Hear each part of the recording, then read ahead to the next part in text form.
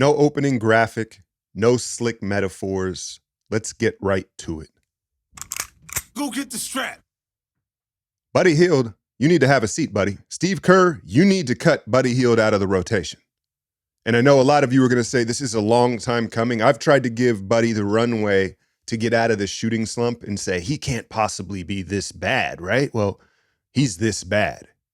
And I think Steve Kerr's justification for rolling him out there in these starting lineups and continuing to give him the rope that you would give Klay Thompson is because, well, the offense, right? The offense sputters out in second halves and we end up losing these games. We need more offensive punch. And in theory, on paper, Buddy provides that. But he's not, right? We can all see it. It's clear as day. And it's a system issue in the sense of the system is designed for movement shooting. And so after Steph, it's Buddy, right? And so that's why he's gotten this rope way longer than any of us has expected or makes sense. And that's where the Warriors have to change the system up a little bit here, because it's just, if we want to talk about the mechanics, I'll go there for a second with Buddy, right? It's in Buddy's feet. A lot of, I won't say a lot, but the majority of shooters, the mechanic flaw is in the release. It's at the top, whether there's a hitch or hand placement on the ball. There's various reasons, right? But with Buddy, it starts and stops with his feet and his balance. And whether he gets too high on his toes and he's leaning forward on the release, or after he releases it, you watch how off balance he is right now. And so there are mechanical issues with the three, and it's snowballed into the mental, like it always does, right? It's always mental with sports as well, even though he doesn't show it. I'm not sure he's cognizant enough to be aware of it, right? He's just floating out there. And so if he's not providing the offense and you say, well, we still need his gravity to run the system, you got to change the system a little bit. Pods, 2 games back, has all the confidence in the world. He looks a lot better, and you see him with his mechanic. He's leaving it on his release now, because that was one of the issues I thought with Pods was that snake bite release. He's letting it go as confidently as we've ever seen him. Moody's shooting the ball better. Now, they don't operate in the pin downs and in the flare screens like a Steph or a Klay, right? But now you got to change it. Like, for instance, I would love to see Pods in a high pick and roll flat, like a 1-4 flat, a 1-5 flat with post or trace or whatever, clear everybody down to the baseline and see what he can do in that space, and, you know, his basketball IQ and his craft to manipulate that. I think that that's where he could shine more. With Moses Moody, we've talked about the quicker release on the 3-ball. It feels like Moody could bully ball some guys in the block. When you've got a slighter wing or guard out on him, doesn't it feel like he could kind of do what Wiggins does? Not necessarily that little left shoulder bunny, but with his broad shoulders, his natural strength, and that wingspan, I think I'd like to see them start to develop some post catches for Moody and see what he could do there. But again, it would require changing kind of the way they play. But clearly, they've given Buddy this runway. It's time to sit him down. And then the other excuse would be all the injuries. Pods is back now. As we get healthier here, I don't see a reason why Buddy should be in this rotation. It's time for him to have a seat. Just like the time off did Pods well, I think Buddy needs 2 weeks to sit and watch, recalibrate his mind and his body. And then I'm not saying give up on him for good. Right now, trade him, sure. I'd love that. I'm down. I don't know if anybody else would be down, but I'm not saying give up on him long term. He's just signed a contract here, but he needs to be cut out of the rotation for some time. He needs to sit and think about what he's done. No, I've held my tongue on this for too long. It's outrageous, and I know all of y'all see that, right? It's just, he's got to have a seat. The truth is, Pat Spencer would be a better option at this point. Like, okay, on paper, Buddy's a better shooter. What else does Buddy do better than Pat? He doesn't dribble. He doesn't pass. He doesn't defend. Buddy, defensively, his floor game, his decision-making is it's diabolically bad, right? Beyond the shooting slump. It'd be one thing if you're like, all right, we can live with him being in a slump because he does other things. He doesn't do other things. He runs around like a chicken with his head cut off. He defends like a puppy. Have you ever played with a puppy with a ball where, you know, you have like a soccer ball or a basketball and you can just like geek the puppy out. Any movement you make, the puppy jumps, right? You move the ball this way, he jumps this way. And so you feel like Allen Iverson, you feel like Pele with the ball. You're like, whoop, whoop, whoop. You're just crossing the puppy up. That's Buddy defensively. I mean, and then he's even hurting the offense with his, like there was a play last night where Pods or Steph drove baseline and hits Quenton Post in the corner.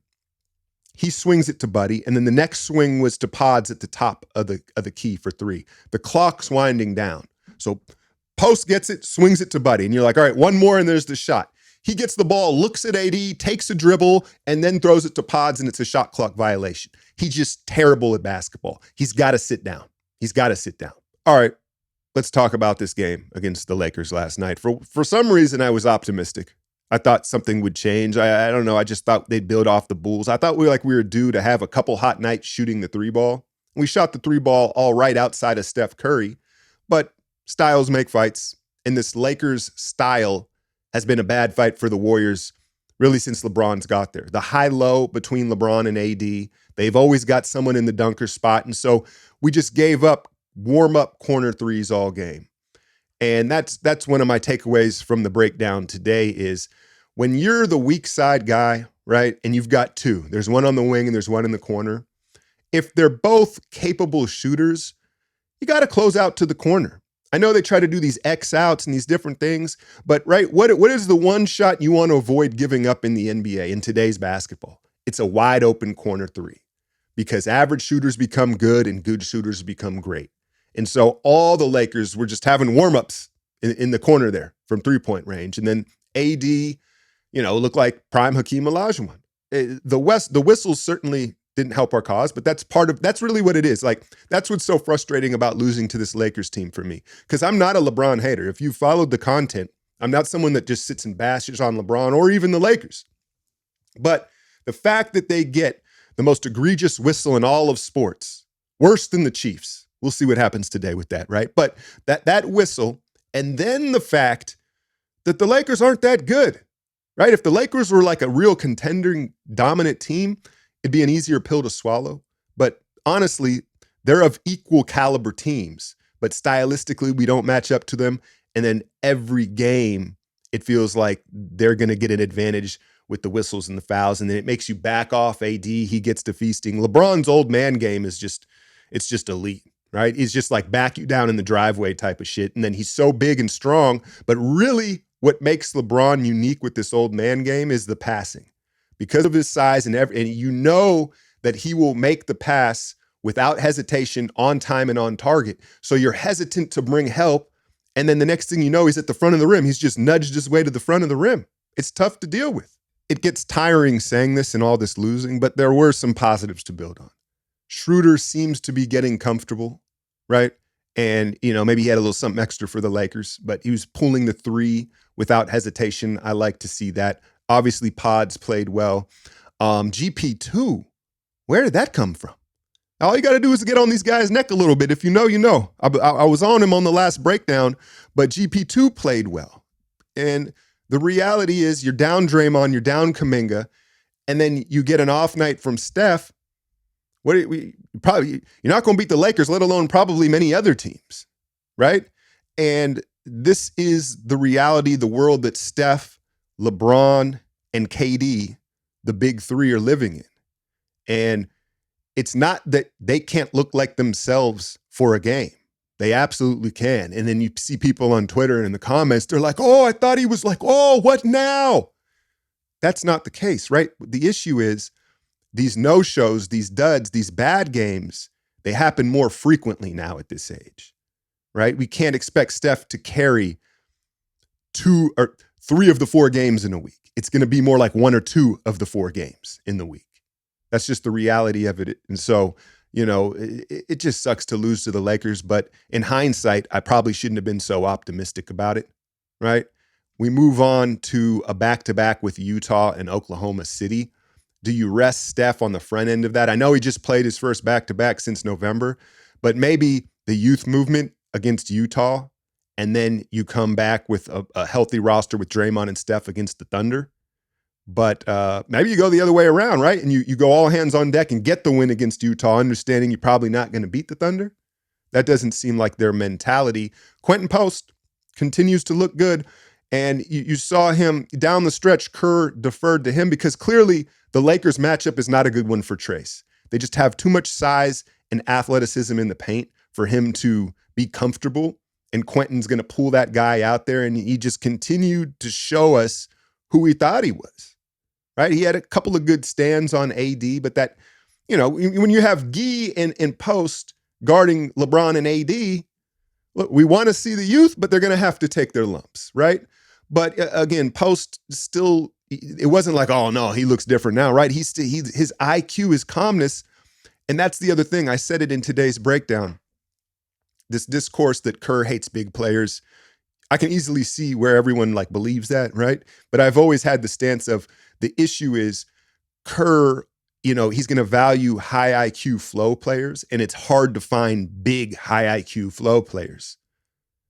Quenton Post, high IQ flow player and can shoot the ball. And so my point is, I don't, because people were like, yeah, right, Kerr's going to bench Post. We're never going to see him again. Nah, this is different. His IQ, his feel out there, I wouldn't be surprised if Post is starting sooner rather than later. And it'll probably turn into a platooning situation with he and Trace, like matchup dependent on the night.